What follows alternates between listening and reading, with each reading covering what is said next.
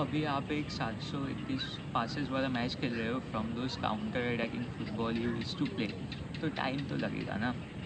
I am talking about the beginning of सावी era in La Liga at Real Madrid. कल रात को Osasuna के अगेंस्ट मैच था. Real Madrid didn't play bad, to be honest. There was a new approach, of course. Xavi Alonso is not Carlo Ancelotti. There would be a lot of changes. बहुत सारे points out मैंने किया, जो बहुत सारे नए points है, games के नए थोड़ा स्टाइल्स दिखे, प्लेयर्स की पोजीशनिंग एंड ऑल, वो सारी चीज़ों के बारे में ज़्यादा कुछ बोलेंगे नहीं क्योंकि थोड़ा बहुत स्लो स्टार्ट था. क्योंकि ओसासुना was a low block team yesterday, as we all expected. 5-3-2 was their whole build-up formation.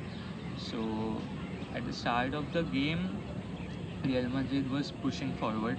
Obviously, those high lines and Vinicius, Mbappe, and Brahim Diaz के अलावा भी Guller, Arda Guller, and Federico Valverde, they were also pushing to break those five-man defense.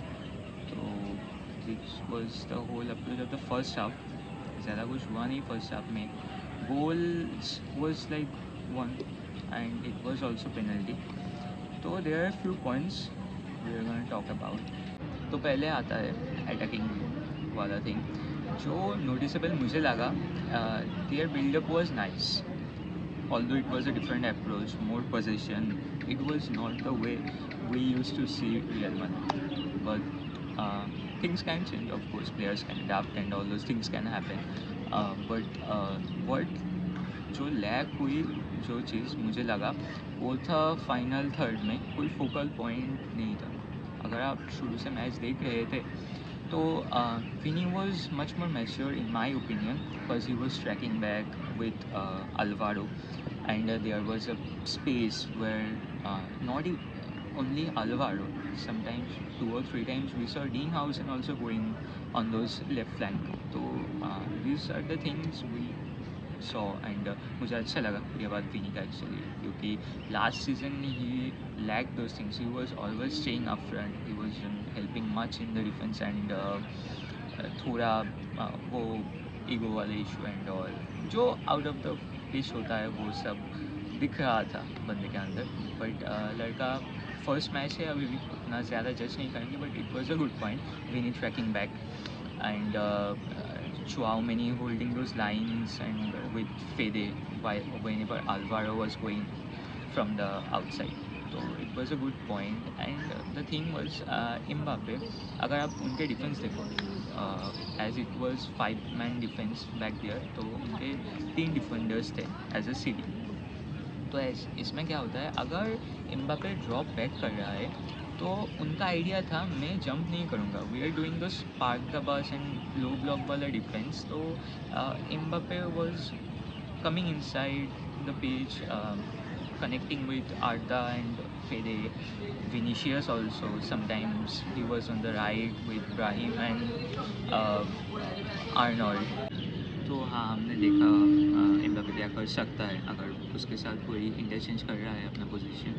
तो first game है अभी matches, जब league जितना आगे जाएगा, मैचेस ज़्यादा खेलेंगे, उनका कनेक्शन रिबिल्ड होगा, नया कनेक्शन बनेगा. तो I think it would change, it would provide the results in the near future, I guess. But this is the point that Real should improvise the focal point. क्योंकि अगर Mbappe आ रहा है नीचे और एम्बापे बिल्डअप में help कर रहा है, तो उस जगह किसी को जाना है. वो जो लाइन स्पेस क्रिएट हो रहा है उसका, तो ताकि कोई लो ब्लॉक वाला डिफेंस वो जंप अप करे आपके प्लेयर के ऊपर. आपके पास आर्दा गुलर है, फेडरिको वाल्वेर्डे है, आपके पास नया बंदा फ्रांको मातांतुनो है. तो आपके पास क्रिएटर बहुत सारे हैं. What I think Real needs right now is that focal point in the final third. Middle of the pitch, they were quite decent too. I think Chouameni single prepared up both sector खेल रहे थे. He was quite decent also with holding up and using his strength. He was nice. Fede and Arda Güler connected well also with the forwards and coming down and providing those passes. When the game opened after 1-0, they provide some long balls, which was quite nice also. But what they could have done more is shooting. Both have phenomenal shooting. from long range. When playing against a team like Osasuna, you have to hit more and what they could have done. तो ये सब चीज़ें वो थोड़ा increase कर सकते हैं while building up with passes and all. ये चीज़ हो सकता था कल के मैच में. तो अब आते हैं दूसरी इम्पोर्टेंट पार्ट पे. And one of the most important part in this nu real Madrid thing, my opinion, which is there defence line. Defence line में ट्रेंड थोड़ा शेकी लगा मुझे किसी किसी जगह. अभी भी फर्स्ट मैच है, एडप्ट कर लेगा. I think he is a great player and adapt कर लेगा. उसके गेम प्ले के हिसाब से जावी के साथ वो कनेक्ट कर सकता है इन माय ओपिनियन. एंड हो जाएगा. बट आज के मैच में थोड़ा शकी था, थोड़ा जजमेंट मिस किया किसी किसी जगह.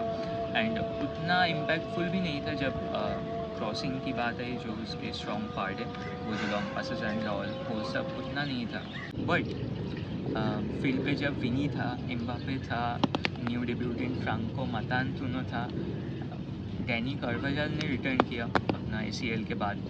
इन सभी प्लेयर्स के बावजूद जो बंदा मुझे स्टैंड अप लगा सबसे ज़्यादा, वो था डीन हाउसन. 20 साल का है लड़का, बट बहुत ही मशहूर है, बहुत ही काम है.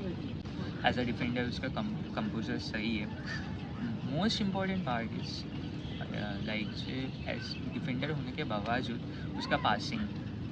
बंदा बॉल कैरी कर सकता है, लॉन्ग बॉल प्रोवाइड कर सकता है. He has the most accurate long balls after Toni Kroos, 16 out of 17. He had 94% accurate passes in the match and कोई अननेसेसरी टैकल नहीं करता, अननेसेसरी एग्रेसिव कुछ डिसीजन नहीं लेता, which is really important for me whenever I am watching a footballer.